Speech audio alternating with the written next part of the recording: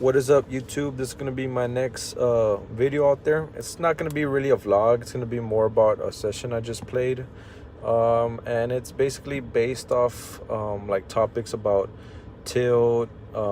I guess struggling through decision making, playing hands. I guess in different spots, different ways. Just I guess how to avoid being in those scenarios and how to like be better and be on the better outcome of all that stuff, because man, it could take a toll on you. But I guess you just have to be strong-minded. But basically, so today I actually just finished playing a session.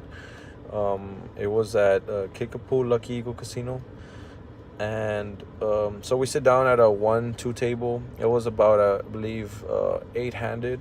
Seemed pretty solid. It wasn't really any big players out there. There's a few big stacks, probably like two $500 stacks or so, and everyone else was average about 150 to 200.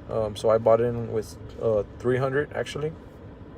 So I like playing kind of deep stack cash game. It's more of my game, and I just feel more comfortable playing like that. I usually do better when I buy in more. So yeah, so the funny thing, our very first hand, man, so crazy how this game works, right? Our very first hand, we look at ace 5 of hearts suited on the button, and it limps to me.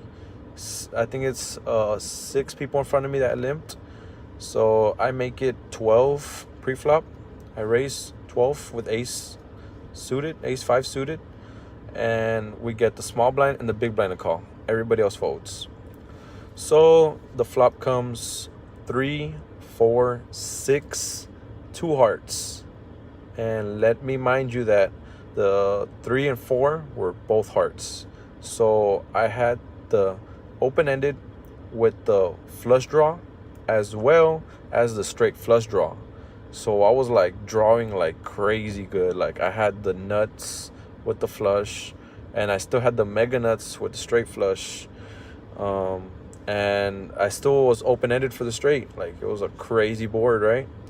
So the small blind decides to lead out for 20, and the big blind calls. And before this, the small blind had about 200 behind. The big blind was the one of the big stacks. He had 500. So they both lead out for 20, and he calls, comes to me on the button. So I think, I mean, since we're just drawing so heavily big, like I think I could just get more profit out of this. So I don't really like calling on the spot. I could even take it down on the flop with a re-raise.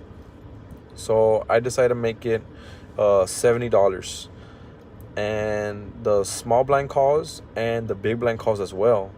So that's pretty interesting. I guess the player in the big blind, he was an older gentleman, so he probably more tighter than usual player. The player in the small blind, he had just sat down, so I wasn't really sure how he was playing. So yeah, let's get to the turn. The turn comes out the 5 of clubs. So now I have a pair. I'm still open-ended. I'm still flushing, and I'm still flushing to the straight flush. Mind that. The player in the small blind checks. Player in the big blind, he checks as well. So I'm like, you know what? I can take down this pot already on the turn. And even though if I do get called down, I still have like way good equity going to the river. So I make it 100. 100 into, I believe the pot was about 220. 100 into 220 or so. So yeah, I bet 100. Player in the small blind folds. The big stack with 500 behind pre-flop, he calls. So man, this guy's kind of scaring me, and he's the tighter one, and I hadn't really seen him play any big hands like this. So I was like, wow, this guy is a freaking monster, right? So he calls, and the river, of course, I brick, man. I brick out. It's crazy. I brick out. Like, wow, that's just so crazy, man. But I mean, it is poker, it happens. So it comes to 6. Pairs the board, right? No, wait, what did it pair the board? 3, 4. Yeah, pairs the board. Pairs the board. So it's crazy. He checks. So I'm like, you know what? I think my only move here is, it was a good pot for me to take it down, was to shove all in. And so I shove all in. shove all in. I think it was all in for about 100 and change or so. And he snap calls. So I'm like, well, I mean, I'm dead. Like a snap call, like, of course he turns over pocket aces. I'm just like in utter belief, like, wow. First of all, like, how do you not re-raise me pre-flop with aces? Like, how? Like, that's crazy. Like, anyone can literally just like kind of flat and call with a marginal hand and beat you. Like, suck out 2 pair on the flop or something. But I mean, he's an older gentleman. He wasn't really like a game theory player. Like, he didn't really know much about that. So he was just basic, like an ABC player. So yeah, I guess that's the logic for him not to re-raise me, which shouldn't be. He should be re-raising me pre-flop. I guess he was trying to trap me, I guess, whatever.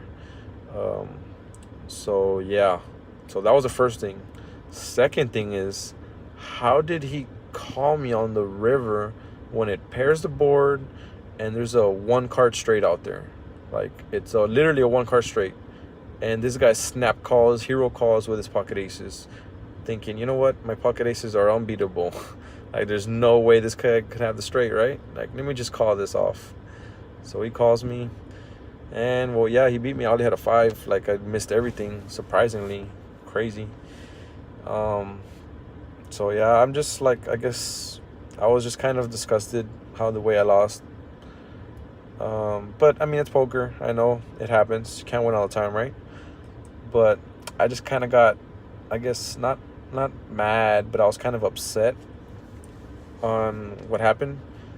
Like, because I know, like, that's a tough loss, and I lost that with us. I literally sat down, like, on my first hand and lost like $300-400 real quick. So that's why I'm just like, damn, I'm kind of tilted. Yeah, I'm kind of tilted, but I mean, it's fine. It happens. But I guess, what do you do, like, after that? Like, I mean, I guess you can't really do anything about it. I guess you can just prepare for the next hand, move on, play better. So I'm just cooling off right now. Probably buy in a little later, let the tilt wear off. But yeah, that's basically, I mean, do y'all have any like thoughts or comments? Like, what do y'all do, like, after like a hand like that happens? Do y'all rebuy right away? Do y'all wait? Go eat, go for a walk? What do y'all do? Like, just something. I mean, I kind of like, usually when stuff like that happens to me, like, I'll just take a break. I'll take like at least 2-3 hour break, let it wear off, and then I'll get back in the game. But man, it was just a tough loss for me to lose like that, I guess. So, but yeah, if y'all have any thoughts or comments about maybe how I played the hand wrong, I don't know if maybe I could have played it wrong, or I could have played it different. Y'all go ahead and let me know. But yeah, I'd like to hear y'all's thoughts and comments. And thanks for watching, and don't forget to subscribe. Oh, another big announcement. I'm actually, May 30th, I'm going to be playing in the Big 50 WSOP in Las Vegas.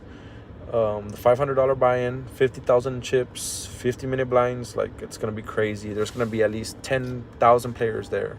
It's going to be a $5 million guaranteed. First place is guaranteed $1 million. So it's going to be a big field, man. It's going to be my first WSOP, but I'm ready. I've been preparing, reading books, looking at hands. Like, I'm just ready to go play that tournament, man. I can't wait for it to go. But yeah, I'm actually gonna be, if you guys are interested, I have a couple spots left. I'm selling action. If y'all are interested, not necessary, but if you guys are interested, let me know. I'm selling minimum $50 for 5%. So if you guys are interested, let me know about that. Send me a message, DM me, go to my social media, anything like that. But yeah, I will be playing that tournament. Hopefully we cash. I've been running good on tournaments for the last couple months. I think I'm out of the past 6 tournaments, I've cashed in 4 of them, and then 2 of them I have not.